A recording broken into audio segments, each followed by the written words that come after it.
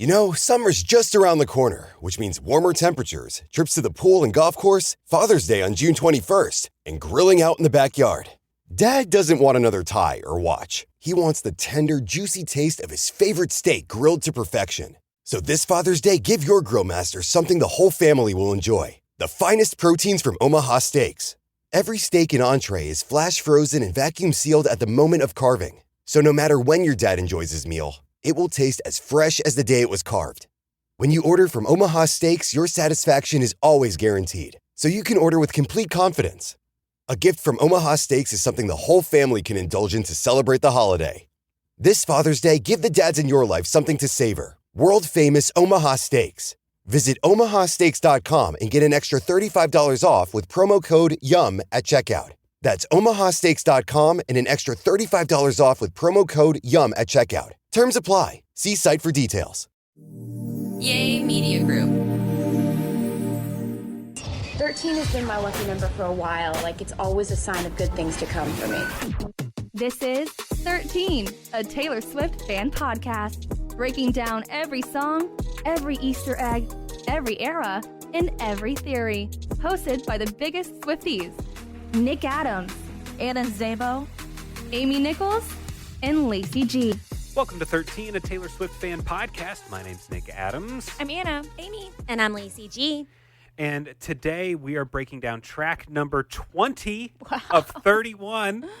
We still have a long ways to go. Track number 20 is Chloe or Sam or Sophia or Marcus. Nailed it. Written by Taylor Swift and Aaron Dessner. It is a mouthful of a song title. Chloe and Friends. Chloe and Friends. I like to call it Chloe and Friends. I've seen some people online call it Chloe et Friends, like E.T., like in French for some reason. Chloe et Friends. I'm excited because Sophia is my middle name. Ah. So I feel like it's no thank you, Amy. Right. But I feel like it's finally somewhere in the Taylor cinematic universe. You made it. A name drop. And sure, I spell it with an F, but in this case, I will spell it with a PH. And maybe a little known fact for our listeners, for a lot of your life, you went by Sophia. Yes, I Correct? actually still do. I go by Sophie to my family and close family friends because my mom's name is Anna. Mm-hmm. I'm also Anna. So growing up, my family would call me Sophie. And when I was a kid in elementary school, I also went by Sophie. But then when I switched schools, and it was in the 4th grade, I remember it. I switched schools and they were like taking, roll, is that what it's called? Yeah. And I guess as a teacher, you don't typically say the middle name of the student. So they just said Anna. And I was like, here. And I just didn't want to correct her and say, oh, it's Sophie. So then from then on, I just suddenly went by Anna. And I love the name Anna, I do. But I do wish I would have just gone by Sophie my whole life, by everyone. So when you're with your brothers and your parents, you're Sophie. Yes. Does that get confusing for your husband? No, because he knows. He gets it, I guess. Yeah, he knows. And he'll, if he's talking to my brother, he'll refer to me as Sophie. Because to them, I'm Sophie. If he says Anna, they think he's talking about my mom, Right. Yeah. And then some of my close friends that I still have from, elementary school, they call me Sophie also. So it does get confusing. But it's like a Hannah Montana thing. Yeah. Well, and luckily my dog, her name is Sam, so we have a very similar connection here. Do we have a Chloe or my brother's girlfriend's name is Chloe. Okay. Anyone know a Marcus? I knew a Marcus in elementary school. I don't currently know a Marcus. I don't think I do either. My best friend's husband's friend is Marcus. Are you making stuff up? No, he was at the wedding. Okay, all right. But he spells it with a K. Anyway, it doesn't matter. My best friend just had a baby boy, and he was asking for M names. That's a good one. I suggested Marcus. He didn't pick it, though. But I have recently typed the name Marcus in a text message. I think it counts. They went with Micah. Oh, that's good. Close enough to Marcus, I think. Yeah. Lacey, do you know a Chloe or Sam or a Sophia or a Marcus? I know you. I know a Chloe. I know a Marcus, but it's been a long time, so I didn't want to claim him because I haven't seen him in forever. Now, when she's picking these names, the one that I can immediately think okay, if you're going to throw a name in that's not a love of your life or something like that, and you're just throwing in your friends' names to be included in a song, she knows Marcus Mumford. Mm-hmm. Does she know a Sophia, a Sam, or a Chloe? She knows Sophie Turner. Sophie Turner. Okay. And maybe Sophia just rolls off the tongue better. Right. Chloe or Sam or Sophie or Marcus. That works too. Yeah, it does.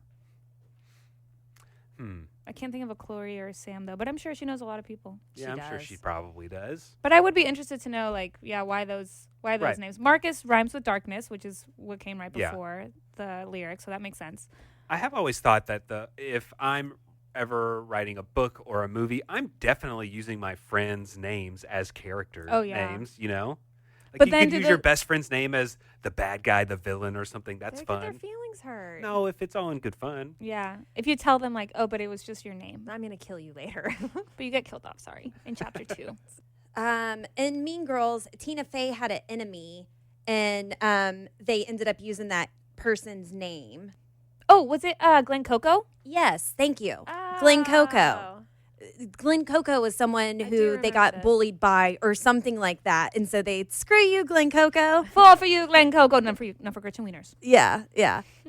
So, I mean, you never know how somebody can come back and get you one day. So true. I wonder if we even name dropped in things and we just don't know it. Mm-hmm. Well, yeah, in Florida, she said Lace. Oh, right. There you Yeah, go. yeah. So And obviously that and was me. Olivia Rodrigo has a song called Lacey. Uh-huh. And then we have Thank You, Amy, so we know Taylor hates Amy. Just kidding. And in the nick of I'm time. kidding. She said nick of time before. Nick of time, yeah. Yeah. Nothing, I wanna- nothing will beat Thank You, Amy, though. No, like it's literally, great. she says "fuck you, Amy." And I just can't wait to get to that because we can so good. play our moment when we first heard God, it. Nothing will top that. Yeah, that's 4 songs Nothing. from now. That was great. We were so Nothing. jealous of you. And then the song started playing, and we were like, oh, Never mind. ooh. We were crying. I had tears in my face All from of us. laughing so hard. It was Yeah. so good. But you were such a good sport, Amy. You were such How a can good you do sport. anything but laugh? Right. Yeah, It's but so I'd still ridiculous. be a little butthurt, though. It just in that moment. Like, not now, but then it'd be Yeah. like, oh. And you were such a good sport about it.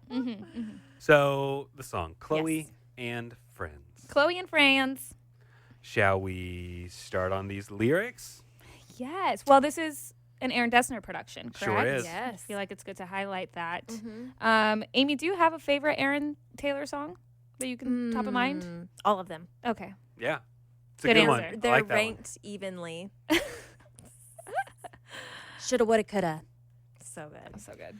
Does this also have an interesting cadence to it? The last song that we just broke down, The Albatross, I feel like it had a really interesting cadence Nice when man. it started. One set. And then this one is, now I got to think of how it started. hologram stumbled into my apartment. Hand in your hair and It kinda- somebody in darkness named Chloe or Sam or Sophia or Marcus. It kind of reminds me a little bit of the way A Cowboy Like Me starts. It's like you're starting in halfway through and on the story. Like you miss part of it, and we're just like dropping you right in the middle. Yeah. I don't know. Not the subject matter, of course. Right, but the storytelling. Yeah. I do feel like, I mean, of course, I know I'm fully aware that the album is called The Tortured Poets Department, but I feel like this is just really poetic. Like I feel like there's some lyrics in this that are just like true, pure poetry as opposed to just like straightforward lyrics. You know what I mean? Well, I mean, because she's kicking off referring to them as a hologram. Yeah. You're not even real. Are you this person? Are you just pretending to be this kind of person? Hand in the air of somebody in darkness named Chloe or Sam or Sophia or Marcus. And people wondered if she was making a reference to sexuality in that, if it's like trying to say they're bi or calling someone out for who they had been with before. But I think what she's actually jealous of is that this could be any person. It does not matter. It doesn't matter the race, the gender, the anything. Just I'm envisioning you with anybody else but me, and it bothers me because I'm jealous of this relationship that they get to have with you because they're not dealing with the fame. Right. Yeah. So I'm witnessing this other relationship happen to you, and I'm jealous of no matter who's there because you have a relaxed relationship with them compared to me because I'm so famous. Yeah, I agree. It hurts just the same. It does not matter who it is. Right. Right. And I do think she says, your hologram stumbled into my apartment. And I think it's important to note that I feel like similar to the black dog, or I look in people's windows, we're in her head, right? She's imagining these things. And I remember when this song first came out, a lot of people were like, oh my God, she caught him cheating. Like straight up, like saw him with his hands in somebody else's hair. And it's like, no, she's imagining this. Right. Like the hologram could suggest that she's either imagining this person in her apartment, or she is sitting in her apartment and imagining this happening. But regardless, like right out the gate, we are fully in her head, in her like deep anxieties of what is going on that I have no control over, that I actually don't even know about. Right. And I just, even though she says, and I just watched it happen, but I think it's not like literally watched it happen, but more so like there's nothing I can do about it. Sure. And, like you're saying, clearly it's not real. It's a hologram's not real. So like she's watching something play out in her mind, and then is she like self-deprecating and she's keeping those bad thoughts going? Like and I just watched it happen. She's just falling It's down like a negative she's rabbit hole. she's just like self-loathing. I lost this relationship, and it's like you're torturing yourself by keeping that thought play out in your mind. You see them hooking up with someone else, and you can't stop thinking about it. And you can't stop thinking about it. Right. And almost sometimes you think about it on purpose because it's just you're in a deep place or a dark place. And it's self-destructive. Yes. Yeah, I can totally see that. Like couldn't do anything about the fact that they moved on, but also couldn't do anything about the fact that she keeps thinking about it. Yeah, for sure.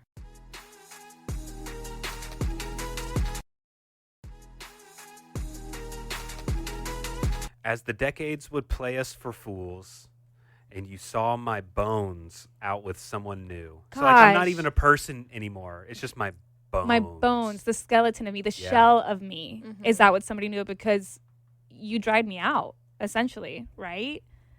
Gosh. Yeah, the decades after we've been apart, years later, and you just see my bones out with someone else. Yeah. Though I did interpret that a little differently of the decade would play us for fools. Okay. I took that as the decade that they spent together. Okay. The years that they spent together would play us for fools. Like we kept trying to make this happen and it ultimately wouldn't. But it could also be like the decade that followed. Years later, I'm still thinking about this. I think it could go either way. And you saw my bones out with somebody new who seemed like he would have bullied you in school, and you just watched it happen. So now he's watching but not intervening because he doesn't care. Earlier, Taylor Swift was helpless watching it happen. Here, this person is watching this happen but doesn't care to put a stop to it. Yeah, Or there's no effort. Right. Or is it because he's threatened by him but not by her? Like this person, that the ex in this story, sees her moving on with someone who would have bullied you in school and you just watched it happen because he doesn't want to be bullied again by that person. It's not because Taylor moved on and I want to interfere because I want her to be with me. I'm not going to interfere because I'm scared of the guy she's with. But do you think again leaving her powerless? Do you think Taylor is choosing to date someone her ex would hate? Ooh, Maybe. Like choosing someone who would bully you. That's who I'm with. Like I'm trying to get back at you, but then you just watch and let it happen, and you don't even fight back. You don't even care to intervene in this. Yeah, I don't know. That's good. If you want to break my cold, cold heart, just say, I love you the way that you were. That hurts. Yeah, that's a quote. Just say this to me. I loved you the way that you were. Because there's also interpretations that Chloe or Sam or Sophia or Marcus, that this is all different versions of her. Yeah. That she tried I saw changing that. to make someone else happy. Oh, okay. So in the process, I became all these people, all these different versions of myself, and none of it was enough. Now you're going to tell me you liked me so much better the way that I was. Yeah. Before I was famous, before I was trying to get you to look at me, before I was this, you liked me all along without all this. Yeah. I like that. I like that take because I always thought about it as, she is always constantly reinventing herself, right? Mm-hmm. But in a good way. You grow as a person. You change as a person. Like, you want to look back and know that you grew up from the person that you were 10 years ago. And if she's proud of that, and he says, but I loved you the way that you were. I loved you when you didn't stand up for yourself. I loved you when you were in secret. I loved you when you were hurt and not, you know what I mean? Like, Yeah, that's like a bad thing. It's almost like a bad thing. Like, I loved you when you were small and helpless, not when you're strong and powerful. Yeah. That's how I took it, but it could go any way. Yeah. Which is what makes her songwriting so good. Yeah. And if you want to tear my world apart, just say you've always wondered. Like, Yeah. wondered about her, wondered what she's doing now, Yeah. that I've been on your mind. Yeah, or been wondered thinking what could about have me. been if we stayed together. Mm-hmm. You know, just always Yeah, wondered. the possibilities. Mm-hmm. Yeah, and it's just almost like the fact that this person is thinking of Taylor would, like she says, tear her world apart. It would break her cold, cold heart. Yeah. That you're even thinking of me. And It would shatter it's- me.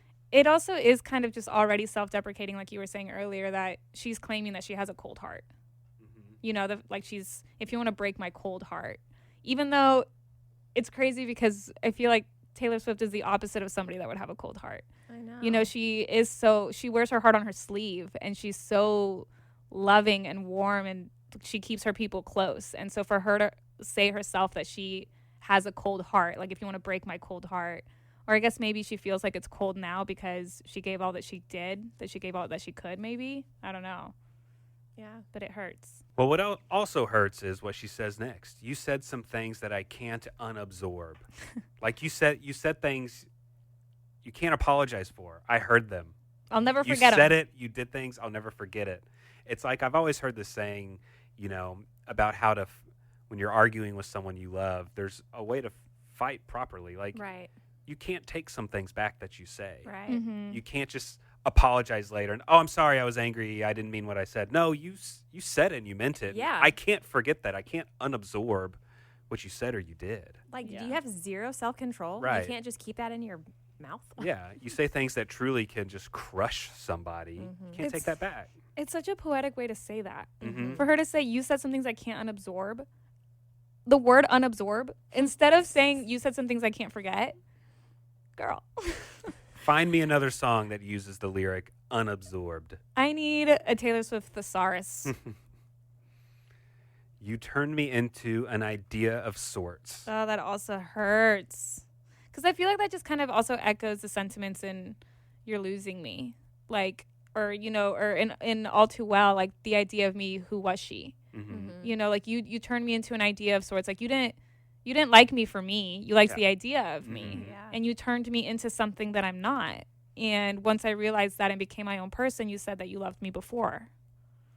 Yeah. You needed me, but you needed drugs more.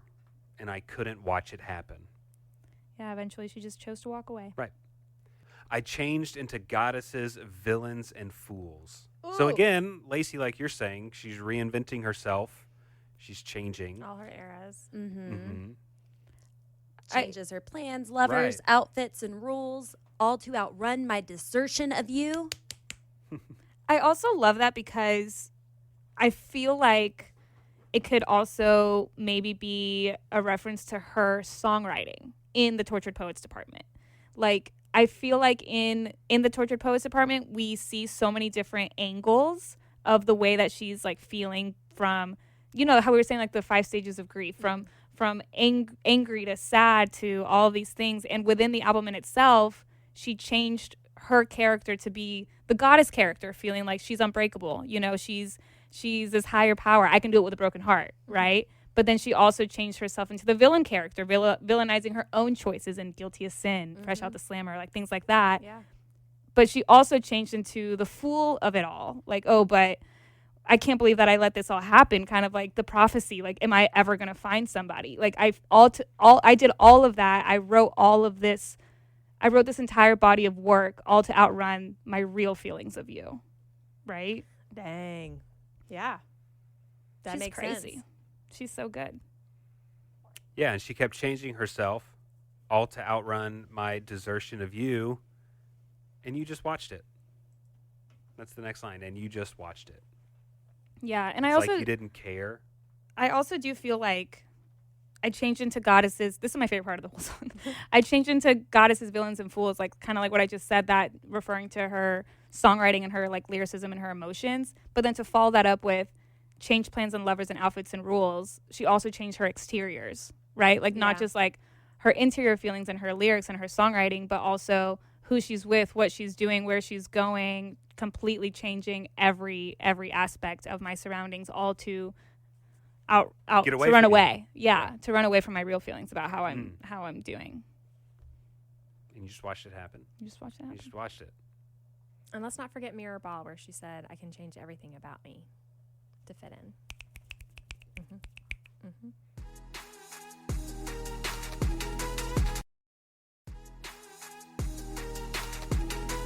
If you want to break my cold, cold heart, just say that I loved you the way that you were. If you want to tear my world apart, just say you've always wondered. If the glint in my eye trace the depths of your sigh, So, sigh, this is the first sign of disapproval. down that passage in time, Back to the moment. back to the moment I crashed into you like so many wrecks do, too impaired by my youth to know what to do. I was young and dumb. I don't know what's going on. Yeah. Well, I feel like in that whole bridge, she's basically saying that she wishes she could retrace every single step to know what went wrong, right? Like if the glint in my eye, like if I could just go back to everything that we did this passage in time, to the moment that I met you, the moment that I crashed into you, the moment this all started, to know what to do. Like I wish I could just go back and pinpoint what I did wrong to get myself to where I am now. If I could just see why you're sighing, if I could just see why you're unhappy with me. Like, what did I do? Yeah, if I could just see the depths of your sigh. Ugh. Okay, wait, why did he do that? Yeah. Why did he sigh? What did I do? What did I do? This is my fault. Okay, and then you're going to go back and step of time and be like, what did I do? What did I do? I almost feel like there's still an immaturity here in the song, because like they're both just watching things happen. Like there's no action being made. Isn't that immaturity? They're just both like not doing anything about it. I don't know. So I don't know that you can really blame the youth. Right. So if I sell my apartment and you have some kids with an internet starlet, so we're all moving on. Everyone's going our separate ways. Will that make your memory fade from this scarlet maroon? Maroon. Scarlet and maroon, also two different shades of red. Yeah. Wow. But I like that she says if. So like So if I sell my apartment and you have some kids, like if we both move on, can I forget this? Like will this memory fade? But is that only going to happen if we move on? Or do we have to try to make things work? I'm going to get you back. You know, like if I sell my apartment, if I get out of this, if I get out of this mindset, if I get out of all the things that remind me of you, where I'm sitting, where I see your hologram, where I'm thinking about you, if I just move on, and if you just move on, are we actually moved on? Right. And Taylor uses colors a lot to convey meanings and emotions. So she's saying, will this make your memory fade? Will that make your memory fade from this scarlet maroon like it never happened? So what is she saying here when she's using these colors? What is she referring to? Like, is she referring to something, this relationship being A blood vibrant? stain. A blood stain? That's how Is I took it. Like it's super fresh, and you know when you see the blood scenes in Hollywood or whatever, or I mean in real life. Yeah. I don't see those typically though. Just the dark, almost black blood red, and then as far the more time, the farther away it gets from the body, it like gets that red color. So it's like more time gives you that brightness instead of the dark blood stain that's closer to the body. That's where my mind went. I mean, going on what you're saying, so we have this traumatic, awful, terrible moment, this relationship, but will that just fade? Like it never happened? Like we're going to forget those feelings, good or bad? Like you're not going to have the scars for forever. Right. We're just going to forget this ever happened. I'm going to fade from your memory. And I also think about how in the song Maroon, she also uses it to refer to being abandoned. So will this memory, if we move on, and if I'm able to forget you from this blood stabbing moment, eventually will it stop making me feel so alone, like you abandoned me? I don't know. Could it be enough to just float in your orbit? Can we watch our phantoms like watching wild horses. That's poetry. Yeah. That is tortured poetry. Could it be enough to just float in your orbit? To just live in the same world as you? Is it referencing like them being in the same circles? Maybe. Or if you're floating in your orbit, is that just like somehow another way to say like a memory? We watch our phantoms like we are wild horses? I don't know. I wonder if it's like, could it be like, okay, if it is referring to being in the same circles, you know, there are some people that can be friends with their exes. Yeah. There are some relationships that work that way. Could it be enough? Like, could we do that? Could we still be in the same circle of people? And you know how some people, when they are friends with their exes, and they joke about it, but oh yeah, I remember when we dated, like whatever, and then you move on. Like, could we ever possibly do that? Can we get to that point? Could we get to that point? You know, cooler in theory, but not if you force it. Like, it is, it's great for the people that are able to do that, but but you can't force that type of relationship where you're both okay with being exes and staying friends. Yeah, it'd have to be natural. I personally, I've never been able to stay friends with an ex. Like, once we're done, we're done.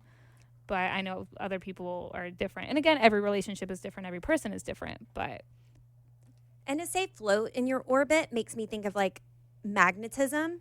So it's not just witnessing somebody doing something. It's being around or pulled in by somebody. So I don't know like in what context that is. If it's going to be an award show and, you know, this person standing up being the center of attention and everything. Like I don't know. mm-hmm. Yeah, I hear you. Like, there's no grounding. Yeah, there's a pull. Mm-hmm. So if you want to break my cold, cold heart, say you love me. Oh man, it's like, it's so Taylor Swift to do this again. She's changing up her choruses here. Yeah, she's taking the same lyric, but this time she just doesn't finish the sentence. Just Like, say you loved me. Just say you loved me. It's not say you loved me the way that you were. It's just say you loved me. If you want to break me, just say that you loved me. That I was enough. And if you want to tear my world apart, say you'll always wonder. 'Cause I wonder. Will I always wonder? That's with a question mark at the end. Yeah.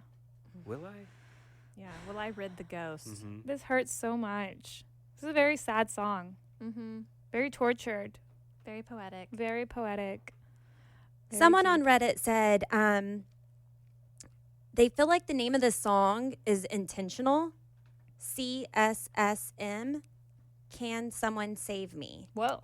Is what they came up with. I will always wonder if someone can save me from my own self-destructive ways and insecurities. Whoa. Wow. That's interesting. Yeah. I like it. I wonder if that stands for anything else. No. Well, what a haunting song. Love it. Yeah, Very totally. haunting indeed. Indeed. And we're actually going to hear from Sophia here in just a minute. Is it the Sophia that she's talking about in this song? I don't know. I don't have a direct line to Taylor Swift, even though I like to think that I am. But before we get to our voicemail, I want to encourage our listeners to join us over in the Lobster Lounge. You can see us there, station.page/13. It's free to sign up. All it is an exclusive lounge for our listeners where we get to chit-chat, share theories, talk Taylor Swift. We're going to be having some cool giveaways coming up here soon. So just join us over at the Lobster Lounge. Let us know whenever you get there. You can post your thoughts, and we'd love to say hey. So join us over at the Lobster Lounge, station.page/13. But Sophia did call our voicemail. Sophia called and left us this voicemail and said that they remember this moment all too well. Hey, it's Sophia from Illinois. I hope this is 13, a Taylor Swift fan podcast, and if it's not, please delete. I was just watching TikTok how Taylor Swift announced Tortured Poets, and I just thought it was really weird. I just came home from like a really busy day, and I was exhausted, but for some reason my Swiftie senses went off, and I had to turn on the TV to the Grammys. And I am not even joking. It was a commercial break, and then Taylor went up to accept her award, and she announced Tortured Poets Department. And I actually lost my mind. I'm sorry, I have no clue why I decided to share this now, not like a few months ago, but like, I don't know, I thought that was crazy. Anyway, bye, I love you guys' podcast. Keep making them forever. Thank you, bye. Thank you so much, Sophia. I believe in Swiftie. Yeah. senses. Oh, me too. 13,000%. I believe in a Swiftie sense. Yeah, it's happened. It has happened. Biggest Swiftie sense flex, Swiftie senses. Yeah. Yeah. Let me hear y'all's because I have one. Oh, go ahead. I need to think about it. I'm not good with Well, calling. mine. I can smell pretty good. If we're talking senses. Swiftie senses. Talking Oh. Swiftie senses. And there's, it's a 13th sense. There's 5 senses, Nick. It's not just smell. If we were to start another podcast, we should call it the 13th sense. Ooh, good one. Good one. Okay, so my Swiftie senses, I was at my neighbor's house in the pool, and all of a sudden I thought, it's probably surprise song o'clock time. And I got out of the pool by myself, picked up my phone, went to watch the Eras Tour live stream, and this was whenever she did Death by a Thousand Cuts and Hits Different, the Mega Bridge at the same time. Yeah. And nothing was going on. I'm outside by myself, and I was like, I think it's that time, and pulled it up and got to witness that live stream, and it was great. So that's my biggest Swiftie senses flex. Yeah. I don't know. I have felt my Swiftie senses tingling before. I can't think like top of mind a specific time. But you've mentioned it. I can't remember. Yeah. I know you've gotten stuff on like Record Store Day or something where you'd wake up from a nap and they'd have autographed Taylor Swift something. there was certain times where I'd be like sleeping, like taking a nap, and I would wake up like with my Swiftie senses, and Taylor would have just posted something that was like on the merch site or something. Yeah, that has happened a handful of times. Because I feel like even before the Eras tour, we were like, because our podcast started before the Eras tour, and I feel like we'd been talking about Swiftie senses tingling and stuff like before that. But yeah, I truly believe in Swiftie senses, and I believe in Tay Voodoo. I think Tay Voodoo is 100% a thing, and it's real, and anyone who wrongs our girl's name, eventually they all fall. So I believe in Tay Voodoo. Karma is real. I want Tay blessings. Yes, if Tay blessings. If you're gonna do people wrong who's done you wrong, we've always had your back. So Tay blessings, also great. But thank you so much, Sophia, for Thank you, Sophia. sharing that memory with us. You'll have to call us back and let us know how you reacted to your name being in a song. Ooh, yeah, great question. Yeah. All right, well, that does it for this episode of 13, a Taylor Swift Fan podcast. Thank you so much for joining us. If you haven't already, subscribed to us on whatever podcasting platform you're listening to us on right now. All the ways to contact us, our email, our website, our phone number are all in the description of this podcast. And join us next time as we are on a streak of Aaron Dessner songs. Next time, we're going to break down How Did It End? Yay! So good. Also, follow us on social media at The 13 Podcast on Instagram, TikTok, Twitter, all the things. We are all there. So be sure to hang out with us there.